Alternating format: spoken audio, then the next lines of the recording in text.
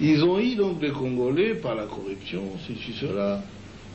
Ils l'ont fait marier à la sœur de James, à une Tutsi, directement. Il a abandonné sa femme à Kinshasa. Oui, il a abandonné sa femme à Kinshasa avec les enfants. Vous voyez encore le problème avec les Congolais. C'est grave.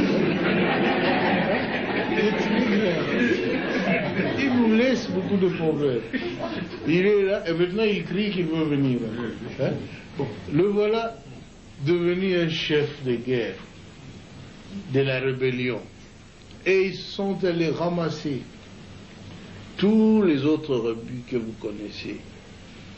Les Tambo et Mwamba, les Zaïdi Ngoma, l'autre est là, Lunda Boululu,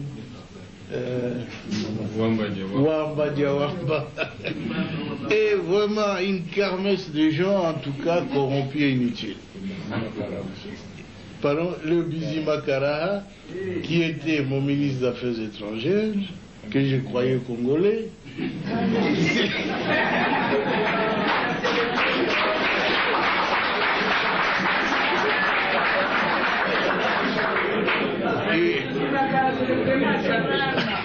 à ma très grande surprise, quand j'avais demandé à cette armée de se retirer, et avait déjà fermé des valises, ils disent, leur armée se retire, ils se sentent en insécurité.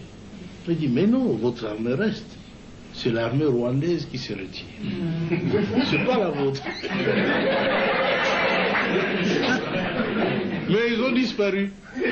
Et j'ai compris qu'ils n'étaient pas congolais alors. Parce que l'armée qui s'est retirée était rwandaise. Ah oui. Un ministre congolais, un ministre d'État a disparu. Un ministre des Affaires étrangères a disparu. J'ai dit, nous étions infiltrés alors. Infiltrés au sommet de l'État. Alors ainsi on aura pu découvrir des documents où Kagame dirigeait ces gens-là, où il complotait pour que les Tutsis prennent la tête de ce grand pays qui n'est pas le leur. Alors ça en est trop, hein. Ce pays ne leur appartient pas. Ils veulent en prendre la tête. Quoi? Mais c'est pas possible, ça a été très grave. On a vu tout ça, si seulement on avait su avant, ça aurait été bien. Mais le conflit a éclaté après. Ils tentent le conflit, ceux qui n'ont pas pu réussir avec le coup d'État, qui avait échoué le 2 août. Et maintenant, je le vois en train d'échouer encore. Notre peuple se défend. Je suis très heureux que vous tous ayez pris conscience de la gravité de la situation pour nous mettre tous ensemble, tous les partis politiques confondus, chez nous. Tous les Congolais se sont mis ensemble derrière le gouvernement. Ils m'ont soutenu, je dois l'avouer très sincèrement. Et je ne sais même pas ce que je ferai pour les rendre.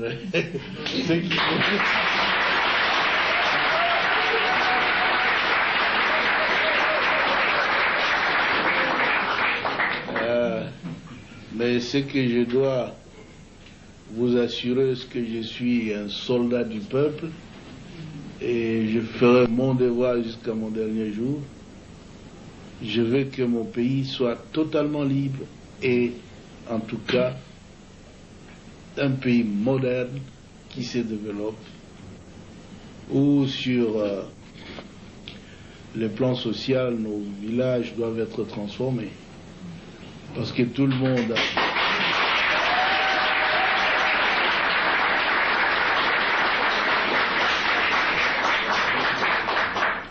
Beaucoup de nos élites, beaucoup d'intellectuels, beaucoup de citadins, de gens de ville qui sont habitués à la vie, ont peur de rentrer dans nos villages.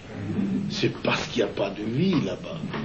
Nous étions donc engagés dans un programme de reconstruction qui a commencé à porter fruit. Et tout cela sans assistance extérieure. Parce que les habitudes politiques en Afrique, c'est qu'on doit attendre de l'aide de la France, des États-Unis, de l'Union européenne, de la, de la Banque mondiale, de ceci, cela. Mais nous avons dit, depuis quand nous luttions, longtemps, nous disions que notre lutte, c'est la lutte de l'intelligence contre la force brute. La force brute.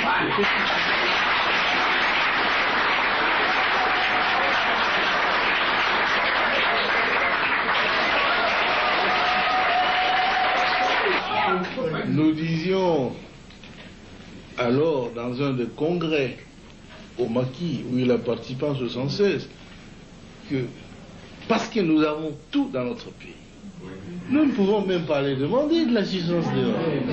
Il faut utiliser l'intelligentsia nationale.